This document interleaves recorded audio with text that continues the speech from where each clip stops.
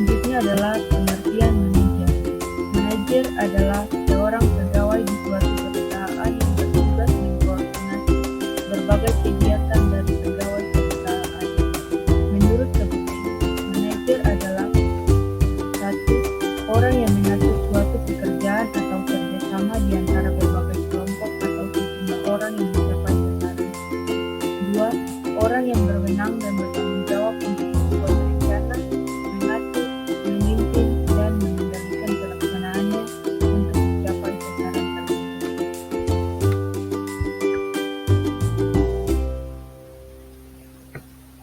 Selanjutnya B. Fungsi manajemen. Pada hakikatnya, fungsi-fungsi manajemen dapat dikombinasikan menjadi 10 fungsi, yaitu yang pertama ada forecasting, adalah kegiatan meramalkan, memproyeksikan, atau mengadakan taksiran terhadap berbagai kemungkinan yang akan terjadi sebelum suatu rencana yang lebih pasti dapat dilakukan. Yang kedua planning atau termasuk budgeting. Perencanaan ialah penentuan serangkaian tindakan untuk mencapai suatu hasil yang diinginkan. Proses ini memerlukan pemikiran tentang apa yang perlu dikerjakan, bagaimana dan di mana suatu kegiatan perlu dilakukan, serta siapa yang bertanggung jawab terhadap pelaksanaannya. Yang ketiga ada organizing atau pengorganisasian, adalah keseluruhan aktivitas manajemen dalam mengelompokkan orang-orang serta penetapan tugas, fungsi, wewenang, serta tanggung jawab masing-masing dengan tujuan terciptanya aktivitas-aktivitas yang berdaya guna dan berhasil guna dalam mencapai tujuan yang jelas ditentukan terlebih dahulu.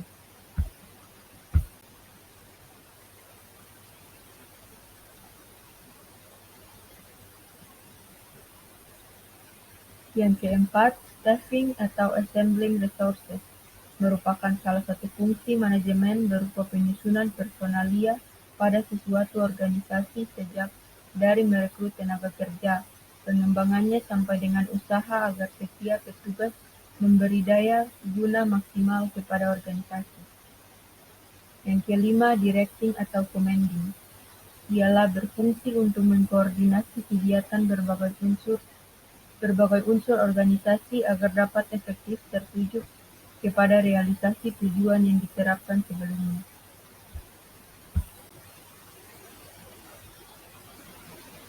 Yang keenam ada leading.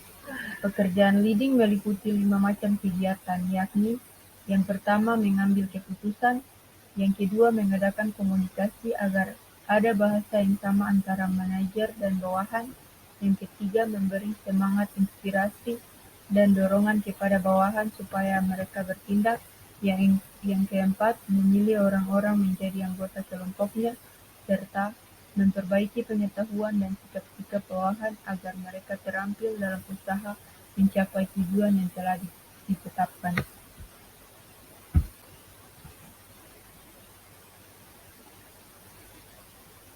Yang ketujuh, coordinating, yakni berfungsi untuk melakukan berbagai kegiatan agar tidak terjadi kekacauan, percekcokan, kekosongan kegiatan dengan jalan menghubung-hubungkan, menyatu padukan, dan menyelaraskan pekerjaan-pekerjaan bawahan. Yang kedelapan, motivating atau pendorong kegiatan. Fungsinya berupa pemberian inspirasi, penyemangat, dan dorongan kepada bawahan, agar bawahan melakukan kegiatan secara sukarela sesuai apa yang dikehendaki oleh atasan tersebut.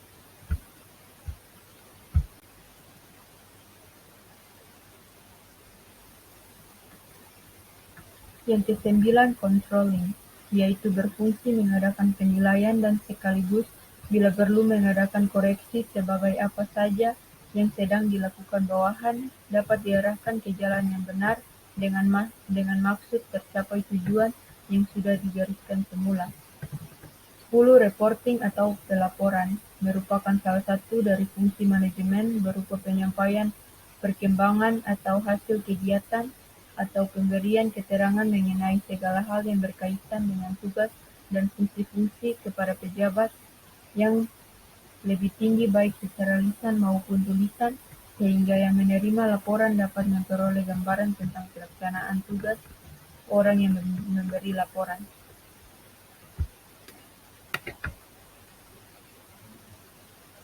C. Kesimpulan dari materi hakikat manajemen.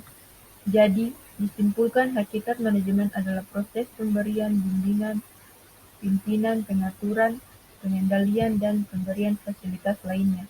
Manajemen merupakan suatu kegiatan yang memiliki target dan tujuan dengan menggunakan perencanaan, pengarahan, serta pengorganisasian dalam mencapai tujuan tersebut.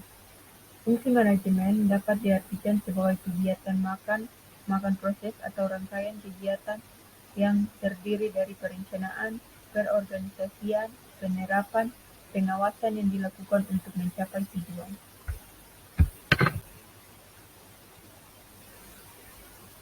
Materi kelompok yang kedua yaitu perkembangan pemikiran manajemen dan lingkungan manajerial.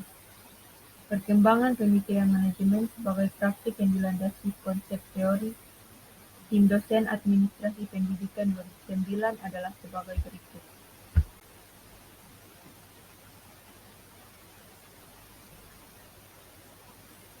Yang pertama, perkembangan pemikiran manajemen klasik. Teori manajemen klasik terbentuk sebagai upaya menemukan cara terbaik untuk manajemen dan mengerjakan pekerjaan. Aliran manajemen klasik atau Classical School of Management terdiri atas dua cabang, yaitu aliran saintifik dan aliran administrasi klasik. Berikut adalah penjelasannya.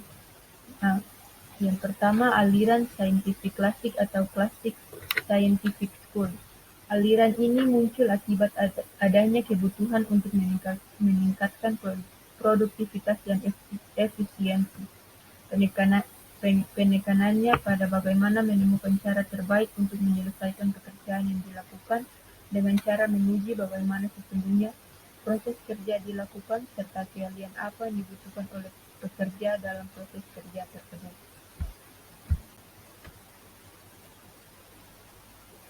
Yang kedua, aliran administrasi klasik atau Classical Administrative School. Aliran administrasi klasik berkonsentrasi pada organisasi secara keseluruhan.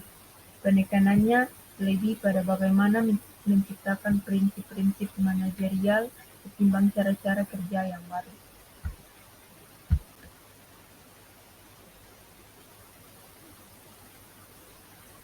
Dua, perkembangan pemikiran manajemen neoklasik.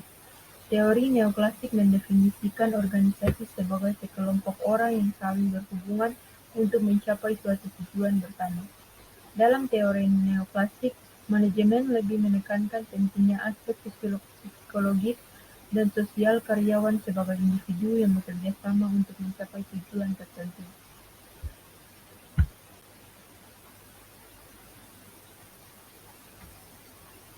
Tiga, perkembangan pemikiran manajemen modern. Ilmu manajemen mulai berkembang diawali dengan teori klasik kemudian disusul dengan teori neoklasik.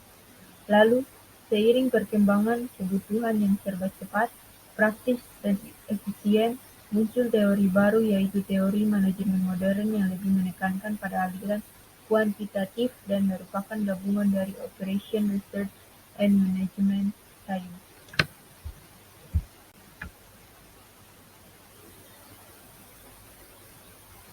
Berikut penjelasan mengenai aliran kuantitatif.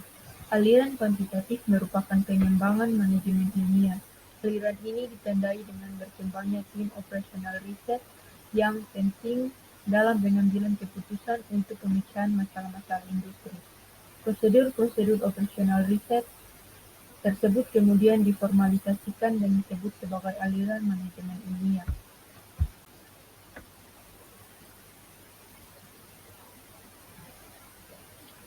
Yang keempat adalah pemikiran manajemen postmodern. Postmodern manajemen secara sistematik menjelaskan perbedaan antara perilaku organisasi birokrasi dan keanggotaan organisasi seperti kemitraan. Birokrasi cenderung mendapat pekerjaan yang lebih kaku dan perilaku defensif karena mereka menggunakan pembeli-penjual untuk mengatur hubungan luas hal penyerapan tenaga kerja.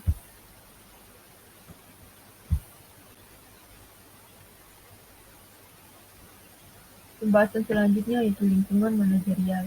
Yang pertama, lingkungan internal. Lingkungan internal berasal dari dalam organisasi dan dimensinya langsung memengaruhi kerja seorang manajer, termasuk ke dalam dimensi budaya organisasi, teknologi produksi, struktur organisasi, dan fasilitas fisik.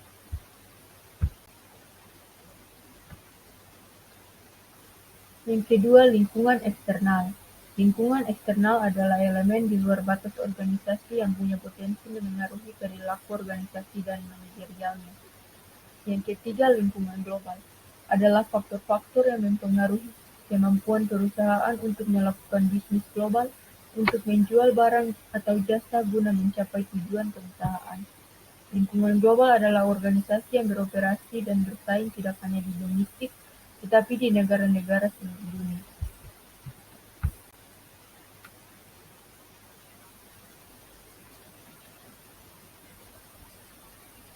Yang keempat, lingkungan manajerial kultural. Kompetensi sosial kultural merupakan pengetahuan, keterampilan dan sikap atau perilaku terkait dengan pengalaman berinteraksi dengan masyarakat majelis.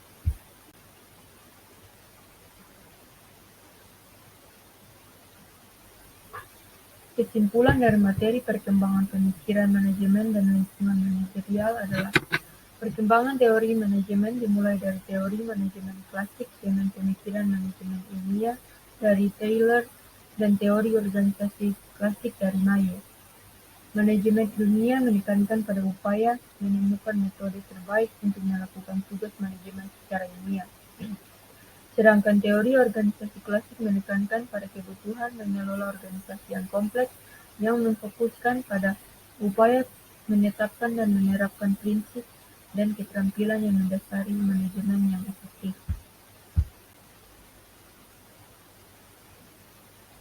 Perkembangan yang memberi fokus yang sangat berbeda dari teori manajemen klasik disebut teori manajemen neoklasik yang ditandai dengan perubahan fokus manajemen yang lebih menekankan pada perilaku baik pada perilaku manusia maupun perilaku organisasi.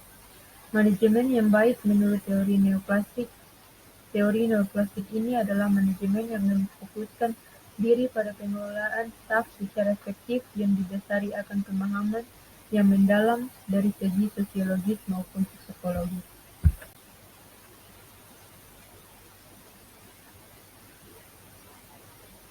Perkembangan selanjutnya yaitu dengan menekankan pendekatan sistem yang dipersatukan diarahkan dari bagian-bagian atau komponen-komponen yang saling berkaitan.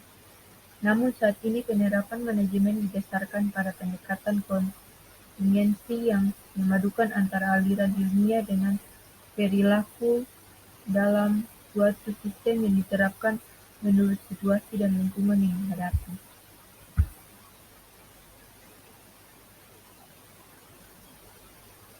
Lingkungan manajerial adalah lingkungan internal dan eksternal yang mampu mempengaruhi kinerja manajer dalam organisasi. Pemikiran manajemen yang paling mutakhir seperti manajemen kontingensi dan manajemen kualitas menghendaki difokuskannya kinerja manajer pada aspek lingkungan yang selalu berubah dan orientasi pada kepuasan pelanggan.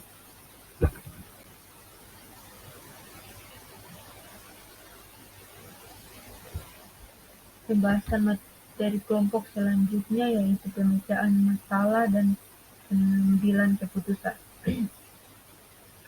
Polya dalam Red 2000 mengemukakan pemecahan masalah berarti mencari jalan keluar dari sebuah kesulitan, suatu cara keluar dari rintangan, mencapai suatu tujuan yang tidak seketika dapat dimengerti. Pemecahan masalah juga merupakan aktivitas berpikir yang diarahkan untuk menemukan jawaban atas permasalahan yang meliputi pembentukan respon dan seleksi atas berbagai kemungkinan respon. Solso 1991.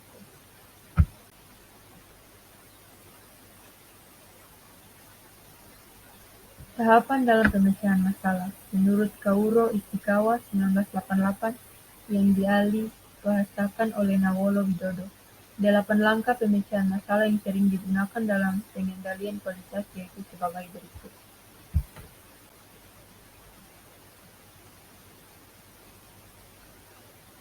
Yang pertama, menemukan masalah. Yang kedua, mencari sebab-sebab yang mengakibatkan masalah. Yang ketiga, menemukan penyebab utama. Yang keempat, menyusun rencana penanggulangan. Yang kelima, melaksanakan rencana penanggulangan. Yang keenam, evaluasi hasil penanggulangan. Tujuh, standarisasi. Dan delapan, rencana selanjutnya.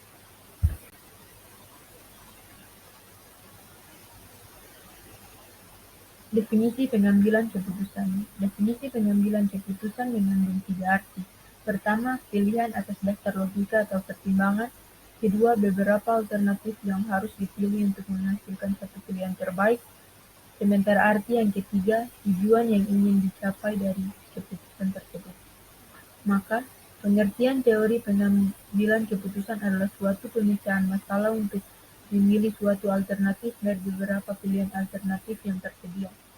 Pengambilan keputusan menjadi salah satu proses dan cara cepat mengatasi masalah yang bisa dikatakan sebagai tahap milestone atau titik krusial saat menghadapi tantangan dan rintangan yang menghadang.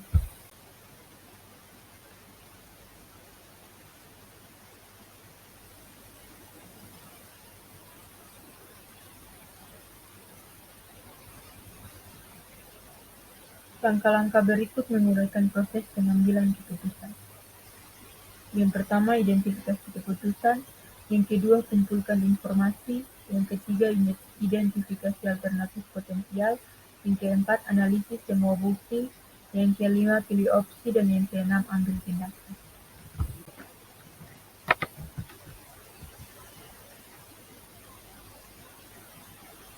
Kesimpulan dari materi pemecahan masalah dan pengambilan keputusan.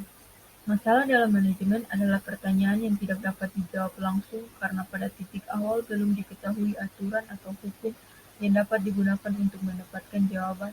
Dan menurut Polya dalam Red 2000, pemecahan masalah berarti mencari jalan keluar dari sebuah kesulitan, suatu cara keluar dari rintangan, mencapai suatu tujuan yang tidak seketika dapat dimengerti. Pengambilan keputusan banyak pengertiannya menurut ahlinya masing-masing, dan juga menurut tempat serta kepentingannya masing-masing. Pengambilan keputusan ini sangat diperlukan dalam melakukan suatu usaha untuk mendapatkan hasil yang baik dan memuaskan baik secara individu maupun kelompok. Pengambilan keputusan harus benar-benar salah dalam melakukan suatu tindakan dalam suatu usaha demi kelangsungan usaha.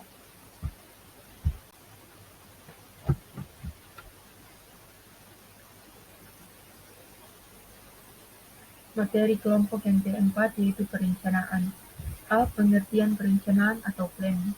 Perencanaan atau planning adalah fungsi dasar atau fundamental manajemen karena organizing, staffing, directing, dan controlling pun harus terlebih dahulu direncanakan. Perencanaan ini adalah dinamis. Perencanaan ini ditujukan pada masa depan yang penuh dengan ketidakpastian karena perubahan kondisi dan situasi. Hasil perencanaan baru akan diketahui pada masa depan.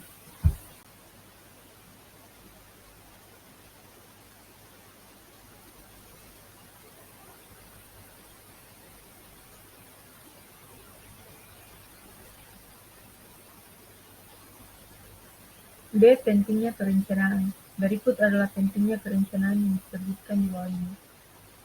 Yang pertama, perencanaan memberikan arahan untuk suatu tindakan atau tujuan. Yang kedua, perencanaan mengurangi risiko ketidakpastian. Yang ketiga, perencanaan mengurangi kegiatan yang tumpang tindih dan boros. Dan yang keempat, perencanaan mendorong inovasi dan kreativitas. Yang kelima, perencanaan menetapkan standar untuk pengendalian.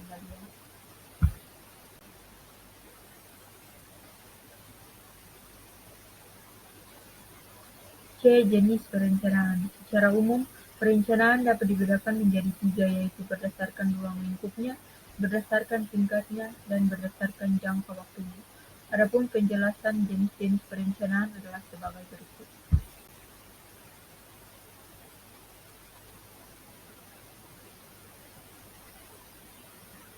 Yang pertama, perencanaan berdasarkan ruang lingkup.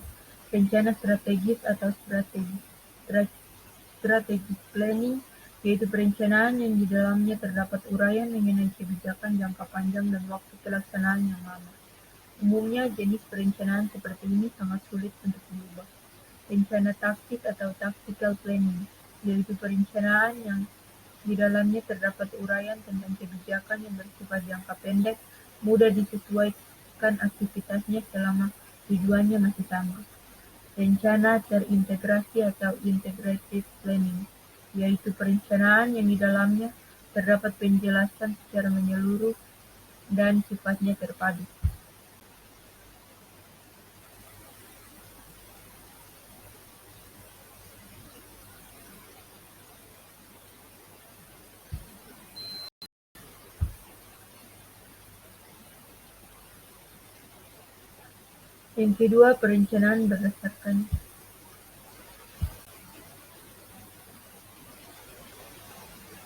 Yang kedua, perencanaan berdasarkan tingkatan.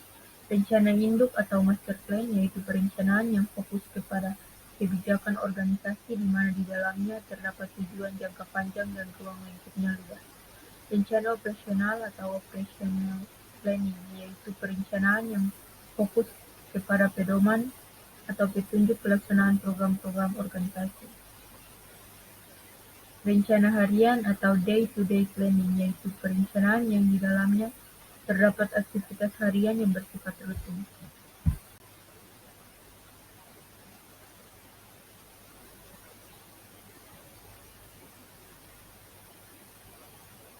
Yang ketiga, perencanaan berdasarkan jangka waktu. Rencana jangka panjang atau long-term planning, yaitu perencanaan yang dibuat dan berlaku untuk jangka waktu 10 sampai 25 tahun. Rencana jangka menengah atau medium range planning, yaitu perencanaan yang dibuat dan berlaku untuk jangka waktu 5 sampai 7 tahun. Rencana jangka pendek atau short range planning, yaitu perencanaan yang dibuat dan hanya berlaku selama kurang lebih 1 tahun.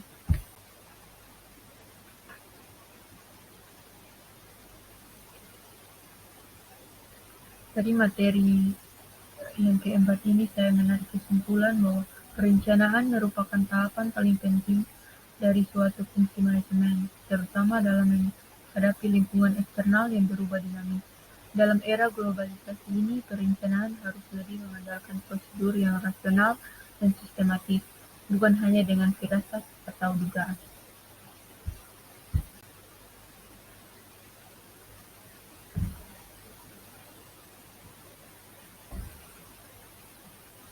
Demikian materi-materi kelompok yang dapat saya paparkan saat ini.